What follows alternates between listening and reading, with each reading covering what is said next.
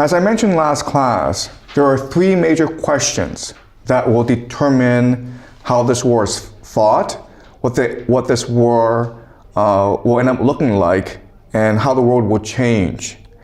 And as I discussed last class, I'm making three predictions about this war. The first is the United States will use ground troops. And this will mean that Donald Trump will institute a national draft. Okay? That's the first prediction. Second prediction is that Israel and the United States will not use tactical nuclear weapons in this war. Number three is that the Al-Aqsa Mosque, the third holiest site in the Islamic world, will be destroyed during this war. Okay, so last class I explained my analysis and my reasoning for my first two predictions. Today I'll explain my third prediction. But before we start, I just want to look at some videos, okay? So you understand some of the context, some of the players in this war. All right, so this is Senator Blumenthal of Connecticut, and he is one of the 100 members of the US Senate. He's also one of the members of the Gang of Eight.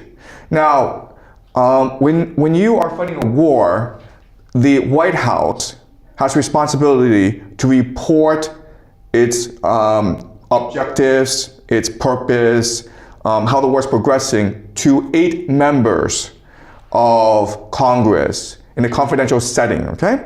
And this is Senator Blumenthal after he's been debriefed by the White House. Okay, and this is what he has to say about the progress of the war so far. I emerged from this briefing as dissatisfied and angry, frankly, as I have from any past briefing in my 15 years in the Senate. I am left with more questions than answers, especially about the cost of the war. My questions have been unanswered, and I will demand answers because the American people deserve to know. And I guess I am most concerned about the threat to American lives of potentially deploying our sons and daughters on the ground in Iran. We seem to be on a path toward deploying American troops on the ground in Iran to accomplish any of the potential objectives here.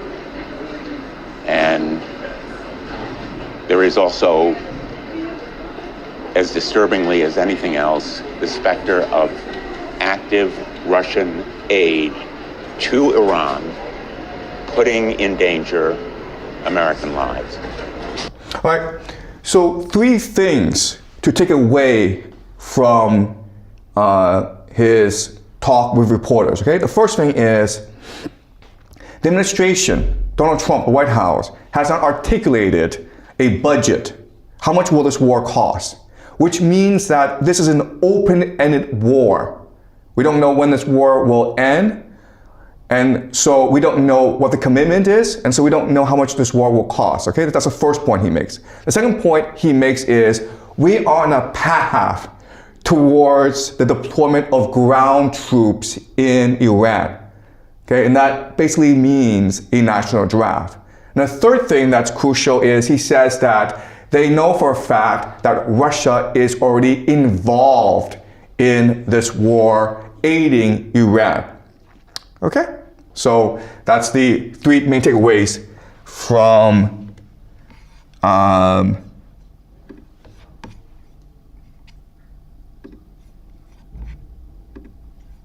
okay, so this is the foreign minister of Iran, Agachi, talking to NBC News. All right? And NBC News is going to ask Agachi, hey, there's talk in the United States already of ground troops being used against Iran. Okay? Now I want you to observe his response and then the response of the journalist. President Trump has not ruled out boots on the ground in Iran. Are you afraid of a U.S. invasion in your country? No, we are waiting for them. You were waiting for the U.S. military to invade, the ground troops? Yes, because we are confident that we can confront them, and that would be a big disaster for them. Okay, you understand? Okay. So you're saying that Iran is ready and willing to take on the U.S. military if there were to be ground troops? Well, we were ready for this. Okay, so again, certain things to appreciate. First of all, the foreign minister, Agachi, he is not at all concerned about ground troops. In fact, he basically said, it's a trap for you guys. You come in, we've been preparing for about 20 years for this, we will destroy you.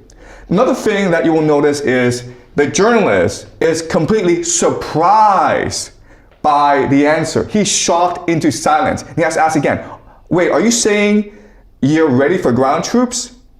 And so this shows you that within Washington, D.C., okay, within the Trump administration, within the foreign policy elite, within the media elite, they haven't really thought this through out. They really haven't considered the possibility of losing this war. Washington, D.C. right now, it's a bubble, okay? It's an insular bubble where everyone just believes